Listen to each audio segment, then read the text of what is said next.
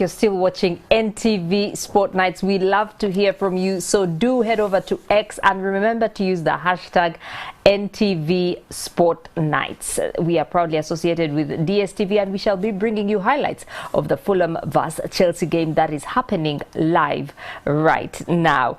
Joining us is a young lad, an 11-year-old. His name is Mark Sydney Mutungi. Amazing. He wants to be a football analyst in the future as well as a football coach, and he's very eloquent. No, he's not a stranger to the show. He has been here before. I think this is his third time on the show. Mark, welcome. Oh, thank you very much. Glad to be here. Yes, I'm sure it's almost past your bedtime, so we'll dive straight into it. It's not past your bedtime? Definitely not. The Chelsea game's on. I've got to get back home and finish it. Oh, really? And whom are you supporting? I'm supporting Fulham. I don't like Chelsea. Supporting Fulham. I wonder how many Ugandans are supporting Fulham. But no, in this particular one, he's supporting Fulham. In this particular one. He's an Arsenal fan, actually. Yes, thank you very much. He's an Arsenal fan. Yeah, so let's talk about the Liverpool game over the weekend. They have now made an official request. I don't know if you're aware. They want the release of the audio of the VAR decision that was made to disallow the goal, Luis Diaz's goal. So they say it was, significant human error, but Liverpool is saying that's unacceptable. So in your opinion, what do you think went wrong? First of all, they were right. It was an unacceptable human error.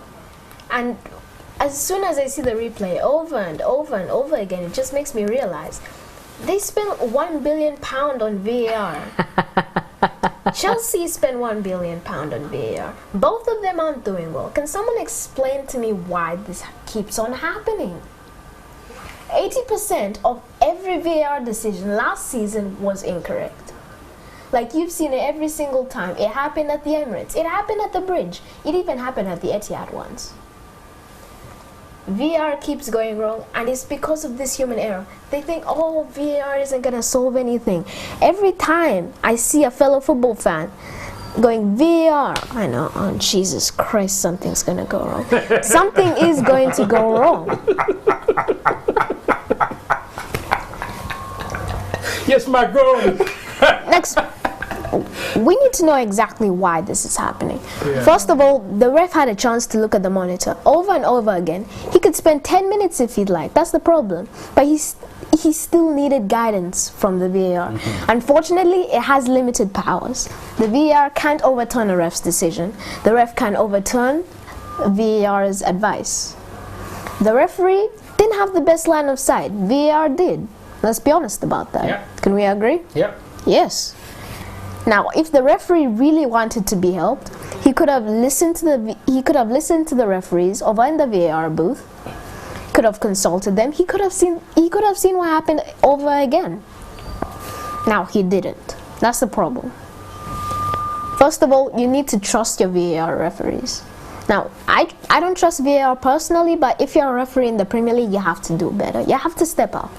And now the thing about reviewing the decisions, even after the match is done, of course, we can accept that. No problem at all. But the implications it would have is what really scares the board the most. Big chances that would severely influence the scoreboard. You can't change things after the final whistle is blown. That's what the PGMOL is scared of. Yeah. You don't want that to happen. Yeah. You don't want to win the title, winning 1-0, and then you hear penalty overturned. You lost the title. Yeah. After you won, after you put in all those guts, that grit. Yeah. No one wants to see that happen. That's what the Premier is scared of. They want to delay this. They think this is going to go away. Once VAR came up in the 2018 World Cup, everyone thought this is going to be the best thing since goal line technology. Now I don't even trust goal line technology. Because of VAR, I'm scared of what happens next. All of these cameras, these microchips, they were helpful in the 2022 World Cup.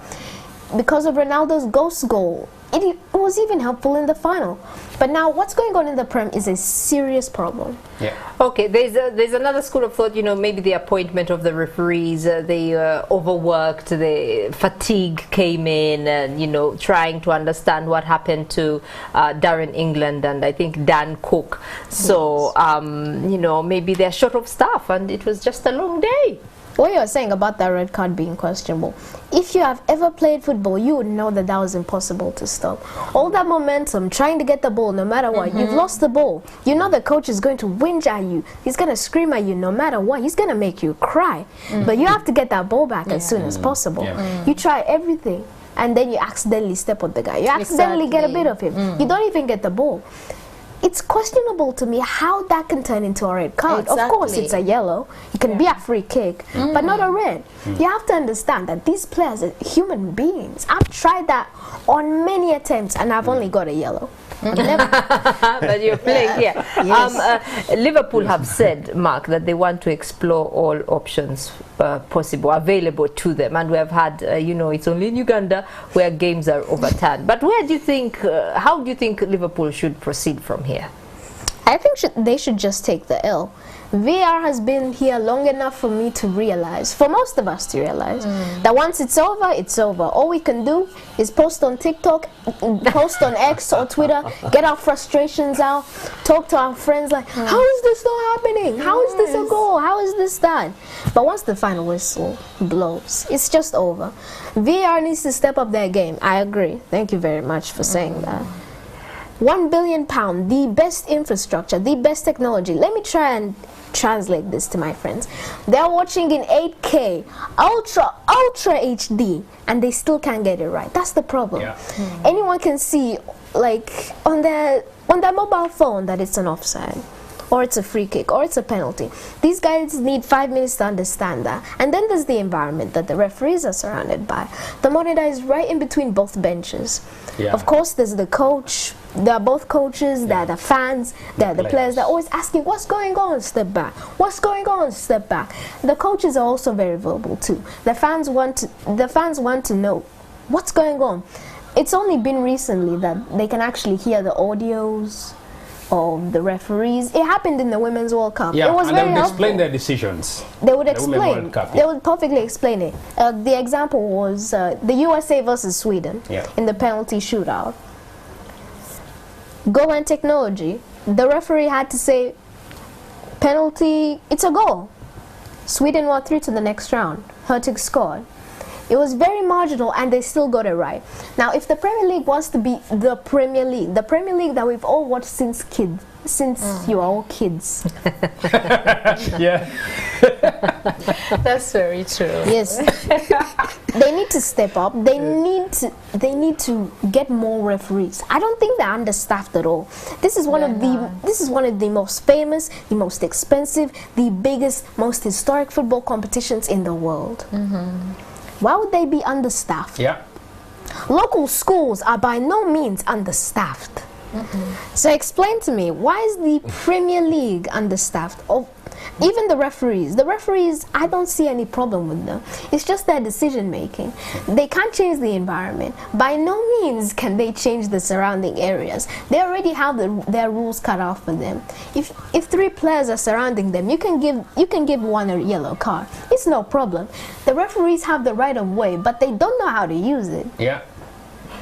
I hear you.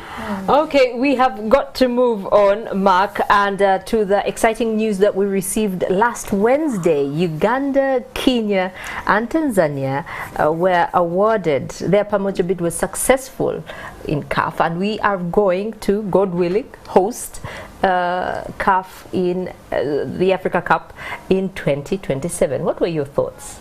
Or what are your thoughts? First, I was shocked. I was like, is this Uganda, bro? And then I was surprised. I calmed down a little bit, and then I had to realize. We all had to realize. Uganda, Kenya, and Tanzania. In whatever order you'd like. Step 1 of hosting any AFCON tournament. Ask countries like Morocco, South Africa, Egypt. Countries like that have put in questionable amounts of cash into stadiums alone. Then you have to think about infrastructure, roads, architecture. Nachivubo Stadium is surrounded by your local Kakubo.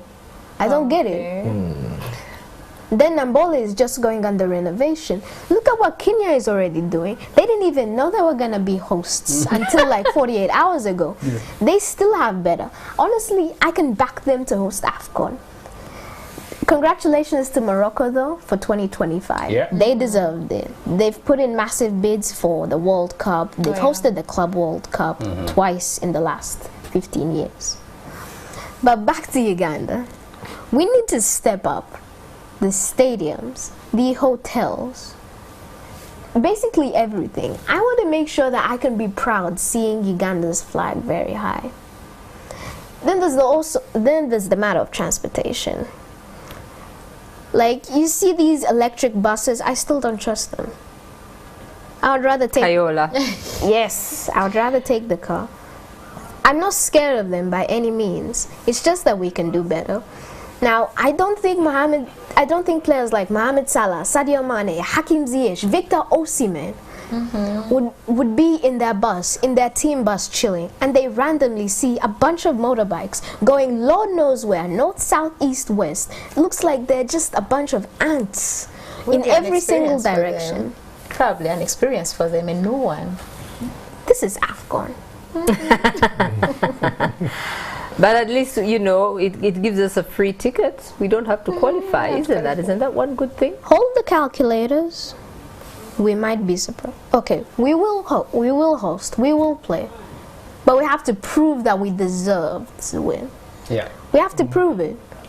Over the past 2-3 years, do you think we deserve to play at AFCON? No.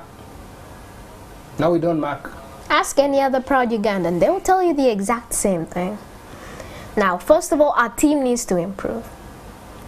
We have no coach. Yes, the stadiums need to improve as well. The infrastructure, the hotels. We have abundant wildlife. How do we market it? There's also the matter of branding. Yeah. Like, all you see is a signpost here and there. This is AFCON. You're going to have to completely overhaul. For example, what happened in the Maracana in 2013? To make space for more seats, for more parking space, they had to move some old historical sites. It worked, but inhabitants were pissed by every degree. It still worked. Rio was successful. The 2014 World Cup was successful, minus 7-1, but still. Let's talk about the legacy, because you know, that's one of the advantages hosts look forward to, and especially like you, youngsters like you will have infrastructure that you can, you know, by the time AFCON comes in 3 years time, you'll be almost 15, I believe, 16, maybe playing for the under 17s. Is it not something you look forward to, the legacy of this CAF that we shall hold? Well, you may think of it as 4 years' time, but we actually have a limited window for things to get better. You talk about legacy. Every African Cup of Nations tournament has its own distinct fingerprint on the game. Remember Cameroon? You know what made Cameroon special? What? It was the final. It was the perfect final. Mane versus Salah. Exactly. At the time, Liverpool versus Liverpool. Oh yeah, I remember that. Then you keep looking back. There were these crazy finals. There were these absolutely heroic players. History deserves to be made in East Africa. Big props to Kenya, Tanzania, and of course Uganda. We need to prove that we can actually host something and deserve to be called the legacy makers, the historical team. Pamoja, what exactly do you think that means? We need, okay, some Swahili word. Sorry, I didn't score well in Swahili this term, so please bear with me. Together, thank you. Together. We need to help each other out. Yeah. It just isn't every man for themselves. First of all, you have to realize that if we have to be only 3 host nations. You have to equally divide the group stages. You have to equally spread out all the games. You have to have transportation from one country to another. You need sophisticated airports. Once the players or fans get there, they're gonna get hungry after the flight, so they need somewhere to eat. Once they're done, they also need somewhere to sleep, eat, and just chill before the match. That's where the hotels come in. There are only a limited number of hotels that can actually suit elite players of Salah's and Mane's quality. That's very rare to find in Uganda. Only Sheraton and Serena. Barely any. Maybe Mark, you as Mark, Yeah. what are you looking forward to AFCON 2027? I'm looking forward to all the football. I know all the players I talked about most likely are going to retire. Then So you're sad. then some The of new my superstars coming through. So then some of my older friends are going to have to play there. I don't trust them at all. who are some of your friends? Nah, I don't want to say. But Clive, in terms of, By the way, legacy- he's in the under 13 of Prolen Academy. wow. Yes, he is. And sometimes it's the play of the year. Yeah. Ah, so you've traveled? Have you seen Sometimes. some international? Have you been to some stadia outside Uganda? Yeah, I've been to a few. They're impressive. I'm gonna be honest with that. And they're honestly tips I could give to the architects of Nambola. Oh, yeah. Ah. I hope they're here. The MD is watching. Yeah. It's the UPDF engineering brigade Engineering, yes. and whoever else they Yeah. contract. So they need to get in touch with Mark. Yes. Oh, yeah. But Clive, in terms of legacy, doesn't it excite you what this will spell for Uganda? Of course, it's exciting. I think we're here on this very show, and I remember that time my curtains weren't very visible because I was here. And I said I was very confident we were going to win the bid to host the Africa Cup of Nations. But after saying that, I continued saying that after winning the bid, we need to wait and see if we are actually going to host the Africa Cup of Nations. Now, the first part has been done. We've won the bid. Now the hard work comes in to make sure that we ready ourselves to host the Africa Cup of Nations. Like Mark said, we don't have enough time between now and 2027. You will probably count 2 or 3 years to get yourself ready. And for me, that is what probably right now we are waiting to see how fast is Kenya, Uganda, and Tanzania going to work to make sure that we ready ourselves by 2026 to be ready for the AFCON in 2027. Okay, we will have to end it here shortly. Thank you, Mark, because I know you have to leave, and to your wonderful mother who has escorted you here. But before you go, I do not know if you saw who our head-to-head, the head-to-head battle, Italian giants, I would say, Francesco Totti versus Alessandro Del Piero. Who was a better striker, in your opinion? These are the best midfielders to have in FIFA. It's going to be tough, let me be honest. They are great defensively, midfield-wise, and they had an eye for goal as well. But I'm going to edge out Francesco Totti. Sure, you might have thought, oh, he didn't win as much. Del Piero had more goals. Who in their right mind would have the guts to play for a Roma side who had as much trophies as Arsenal in the past 5 years? Juventus were born for winning, and then the Calciopoli scandal. Yeah. Roma were relegated to Serie B. Like 4 out of 5 of us here right now would have taken our cash and left. Yeah. We would have gone somewhere else. Totti did not do that. He stayed with his club, his boyhood club. The iconic number 10 stayed. He actually won something. Totti or Alessandro? No, With Totti. Juventus, okay. Totti and Roma Okay. was beautiful. Thankfully, I was old enough to have watched his goodbye ceremony. It was heartwarming, beautiful. And the next day, I had to get him on FIFA. Best signing of my life. All of my friends will agree with me. Totti was better. His eye for his teammates. His football. Oh, his goals too. He played against Barcelona. I thought, when did Messi leave?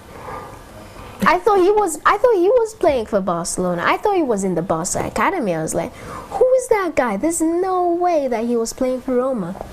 He must have went there alone and then came for revenge. Okay, and let us know your predictions for this week. Napoli versus Real Madrid. I like Real Madrid. Personally, I'm a fan of Jude Bellingham. Massive respect. Okay, Newcastle versus PSG. Oh, Newcastle, PSG. PSG aren't doing very well. Newcastle are improving. They got a draw against AC Milan. Yeah. It's going to be hard to call, but I think it's going to be a draw. Okay, Arsenal versus Manchester City, and I was told your sister is a City fan. And you're Arsenal. And you're Arsenal. You had to kill me. I had to kill you with that one, yes.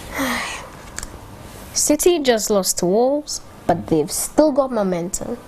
Arsenal are trailing just behind them. I respect Arsenal. I am an Arsenal fan. But let me be honest, I don't think Arsenal is going to win this. Don't think they're going to get much out of this. It's going to be at the Emirates, right? Yeah. Highly unlikely, though. Home ground advantage counts for nothing, unless you're Wolves right now. Okay, finally, before we let you go, KCCA versus Maroons. KCC, Jesus Christ. I'd rather go for Maroons here. I'd rather. Maroons, Yes. to win this. Okay, so we have got to let you go, but thank you Maybe one last one. Mark, my life depends on your answer. What team do you support in the I Ghana think you're Premier dead. League? I think you're dead because the answer you want. No, what team do you support in the Ghana Premier League? Goodbye. Because the team plays in the go. regional league. Why I'm asking, Mr. Simon Sekancha, a director at Vipers Sports Club, says, "Akakana ho atikala bikakawagira Vipers." Very intelligent. So is it So are you going Vipers? to confirm No. with Simon? No. His team plays in the Simon, we are his team sorry. plays in the regional league. Pro-line. Yes. Okay, well, Maybe before he goes, special tribute to Mark's mom, Sarah. Yeah. She's always with Mark wherever he goes. She is, I think, his biggest supporter, and Sure. she's as passionate as himself. Sometimes when he's off or perhaps busy with school, actually Sarah brings him up to speed with events in football. Wow. So Sarah, we thank you very much for keeping great care of Mark. And on that note, sorry, Mabel, while we're here, I overheard Isham, and I think Andrew also heard him, saying that in this entire segment, I've had just a sentence to say because I've been listening throughout. Now, this is the reason why, and Andrew just mentioned part of it, and it makes me feel very old because between 2014 and I think 2018, I used to do a Saturday morning sports show around the First Street, and every morning, Mark's mom would bring Mark in studio, not to be with us on air, but to be in studio while we are working. Wow. He's done with training at Proline, she brings that to studio. And about a few years later, I'm seated on the same set with him. So With Mark. while Mark was speaking, those memories were just running through my mind. And Wow, today that's we are here with him. Wow. Mark, What can I say? Intentional we're glad parenting. Yeah, we are glad to have you. I know you'll come back, something special. Yes. Yeah. something special. Well, Oh, we'll Mark, also well. leave you with something special, our 256 roundup.